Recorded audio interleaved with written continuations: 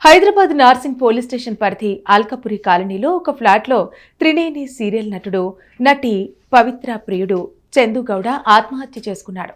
ఆయనకు భార్య శిల్ప, 2 పిల్లలున్నారు. ఇటీవలే రోడ్డు ప్రమాదంలో మృతి చెందిన పవిత్రతో గత 6 ఏళ్లుగా సహజీవనం చేస్తూ వచ్చారు. 2015లో శిల్పను చందు ప్రేమ వివాహం చేసుకున్నారు. ప్రస్తుతం త్రినేని, రాధమ్మ పెళ్లి, కార్తీక దీపం సీరియల్స్లో నటిస్తున్నారు. నెలలో 15 రోజులు త్రినేని షూటింగ్ ఉంటుంది. ఆ 15 రోజులు పవిత్ర, చందు బెంగళూరు నుంచి కారులో వచ్చి హైదరాబాద్ అల్కాపురి కాలనీలో కలిసి ఉండేవారు.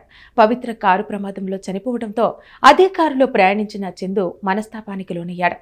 ప్రమాదంలో తనకేమైనా అయిందేమోననే భయంతో గుండెపోటుకు గురై పవిత్ర చనిపోయిందని, నిజానికి తనకు కారు ప్రమాదంలో పెద్ద దెబ్బలు ఏమీ తగల్లేదని చందు నిన్న మీడియాకిచ్చిన ఓ ఇంటర్వ్యూలో చెప్పారు. కారు ప్రమాదానికి 10 నిమిషాల ముందే నిద్రలోంచి లేచి తన చేతి రింగు తీసి తన చేతికి తొడిగి పడుకుందని, నా పవిత్ర తల్లి లాంటిదని, తాను లేనిది నేను లేను అంటూ నిన్న ఒక ఛానల్కు ఇచ్చిన ఇంటర్వ్యూలో చెప్పారు చందు.